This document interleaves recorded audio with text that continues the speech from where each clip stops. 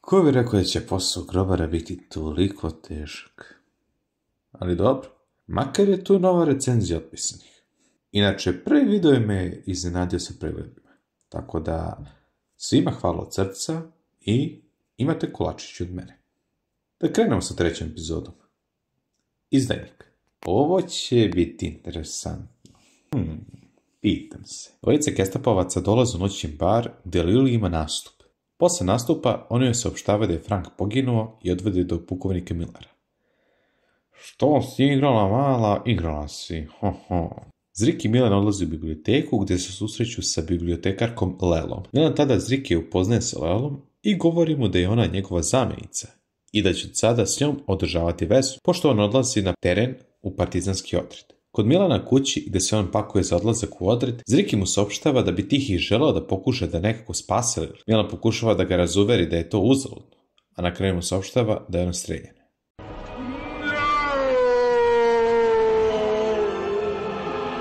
Tihi odlazi kod Prleta na tavan, gdje ga zatiče u trampi sa jednim policijskim agentom, Perom Ufcetom. Budimo iskreni, nisi imao pojma da se taj lik sa šaširom tako zove. On je preko njega doznao da u njihovoj organizaciji postoji izdajnik koji održava vezu sa Nikolom, šefom specijalne policije i ima pseudonim Bailey. Prl je ubeđen da je ovo istina, dok je Tihi skeptičan prema ovoj informaciji. Jedan pametan moment Prla da ima. Major Krieger poziva Nikolu i saopštava mu da večeras oni i Krsta dođu na sastanak kod pukovnika Millera. Prl i Tihi idu ka šlepu i razgovaraju o tome ko bi mogao biti izdajnik. Tihi dalje sumnjičio prema čitavoj priči o izdajniku. Prle saopštava da su mu svi sumnjivi, izuzev njega. Prle također navodi da je on i sam najsumnjiviji, jer se bavi švarcom. Pa normalno, najpametniji i najsumnjiviji. Ko bi bio drugi? Po dolasku na šlep, Prle mu saopštava da je on sam već napravio plan da likvidira Nikolu, šefa specijalne policije. Na sastanku kod pukovnika Millera, on Nikoli Krsti saopštava da je general Nedić pozvao vodeći intelektualce da potpišu antikomunistički apel srpskom narodu i pita ih šta oni misle o odzivu intelektualaca i šta su oni učinili da se broj potpisa poveća. Major Krieger je tada rekao kako se neki profesori žale na račun apela i naveo primjer jednog profesora humaniste koji je svom kolegi kompozitoru rekao da ne može da potpiše apel jer studentima predaje etiku. Nikola tada saopštava pukovniku Milleru da je dotični profesor zatvoren na Banjici. Znači, policija radi svoj posao. Ok. Lela odlazi kod knjigovesca i poručuje mu da hitno pronađe Slavka, policijskog agenta, i poruči mu da sazna ko je Bailey. U toku noći Nikola i Slavko, u pratnji oficira Gestapa, među kojima je major Krieger, idu obilazak viđenih porodica, čiji su članovi odbili da potpišu apel. Oni tada odlaze u Nininu kuću i vrše pretres, a na kraju hapse njenog očuha, poznatog profesora.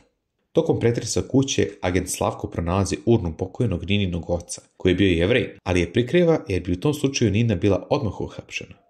Clever move. Tihi odlazi do Zrikija, ali mu njegova majka saopštava da on spava. On je tada govorio da će ga čekati u biblioteci. Za to vreme knjigovesac i agent Slavko se sreću u zoološkom vrtu, gde mu ovaj saopštava da treba da sazna ko je Bailey. Zriki dolazi u biblioteku, gde Tihom govori da pod hitno moraju ubiti Nikolu. Uveče Nikola zatiče Slavku u kancelariji, koji je još uvek na poslu. Slavko se tada pravda da traži neke podatke za Kriegera. U toku razgovora Nikola priča kako je Nina također povezana sa grupom koja je izvela akciju u bolnici i sabotažu u garaži. Slavko pokušava da nešto više sazna o Baileyom, ali bezuspešno, izuzev toga da je uhapšen posle akcije u bolnici. Po Nikolinom odlasku Slavko odlazi u njegovu kancelariju i pokušava da pronađe neki trag o tome ko je Bailey. Tada pronalazi jednu cedulju i fotografiše. Lela se susreće sa Zrikijem i daje mu fotografiju cedulje sa Baileyovim rukopisom. Odmah po viđenju fotografije, Zriki dešifruje čiji je rukopis i saznaje ko je izdajnik. On Leli saopštava svoje razočarenje jer je u izdajnika imao puno poverenje i sa njim razgovarao o držanju pred policijom u slučaju hapšenja. Zriki potom odlazi da se vidi sa Ninom, koja mu se poverava da je policija prati i da je u opasnosti. On je saopštava da će nekoliko dana prespavati kod njega, a da će potom s pomoć Tihog negde skloniti. Saopštava je i da je otkrio izdajnika i da još uvek ne može reći ko je. Po njihovom rastanku, agenti koji su pratili Ninu sada kreću da prati iz Zrikija. Ninu hapse. A gde si ti pošla? Žigovko mala. A Zriki potkriću ga prate i počinje da beži. Tada dolazi do sukoba sa agentima i, nažalost, gine na licu mesta. Prli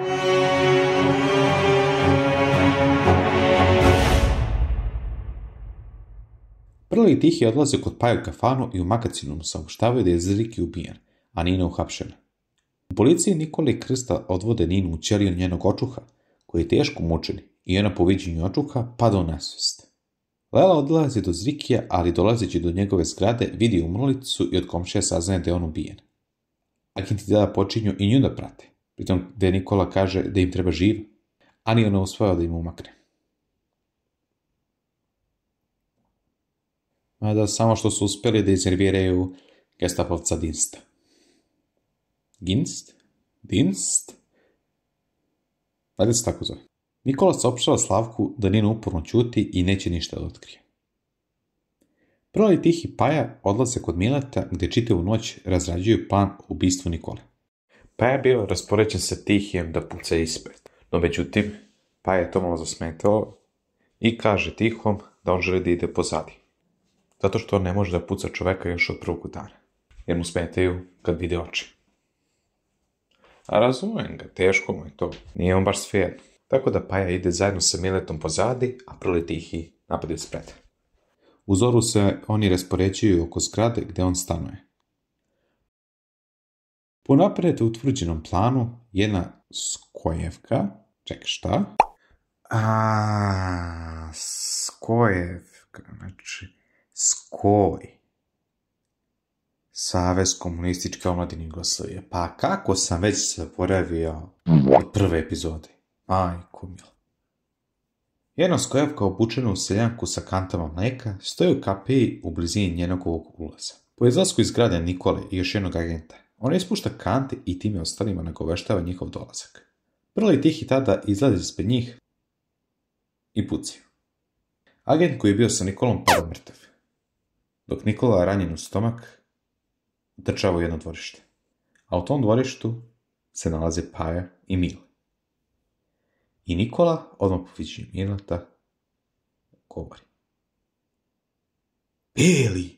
Tada ubija Nikolu, a taj zvuk su čuli nemačka patrola, koji su krenuli ka tom pucanju. Mile ostalima saopštava da je on izdajnik, da su ga mučili posle akcije u bolnici i da su mu agenti obećali da neće ubiti Bobana.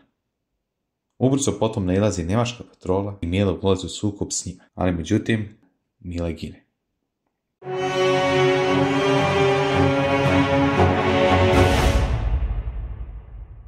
Makar na kraju da se iskupi na dobar način. Ostali beže u kanalizacioni odvod gdje pritom ubiju jednog nemačkog vojnika. I bili iznenađeni da nisu znali da je Mile u stvari Beli. I tako se završava naša 3. epizoda. Vrijeme je za moje mišljenje.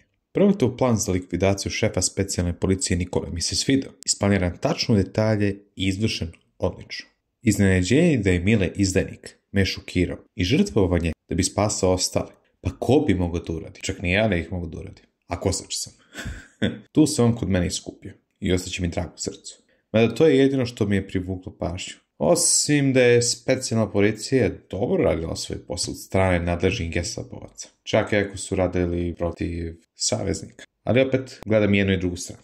Međutim, tu nastaju neki problemi koji su mi zasmetili. Prerana pogibija Zrikija i Mile. Gledajući prvu epizodu, pomislio sam da je ta grupa glavna i da će se dugo zadržati. Barem do polovine. Nekako mi, kako da objasnim, deluje zbrzano. Zbrzali su njihove pogibije.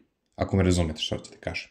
Da su makar došli recimo 6. 7. epizode pa da se tu desilo nešto ili da se Miletovo hapšenje desilo mnogo kasnije, 5. i 6. epizodi i možda i priča imala više smisla. Neznanje šta se desilo posle sa Ninom i njenim očuhom. Nisam povećavao brojke poginulih jer jesu bili zarobljeni i jeste da je Nina Jevrejka. I svi znamo šta se u Drugom svjetskom ratu dešavalo ako si Jevrej. Ali posle se ništa ne zna vezano za njih. Znači ne zna se da li su poginuli, ne zna se da li su i dalje zarobljeni, da li su oslobođeni ili su odvedeni u logor, ne zna se. Možda su trebali da nam daju neki nagoveštaj šta bi im se desilo. Jer ovako se samo neka praznina, znači fali nešto. Mada neću biti mnogo strog. Jer jesu to dva neka problema koji su se meni isticali, ali neću biti previše rigorozno što se toga tiče. I zbog same priče i dobre glume i ova epizoda dobije prolac od mene. Toliko za danas, vidimo se sljedeći put. I upamtite, trud i upornost se uvijek isplati.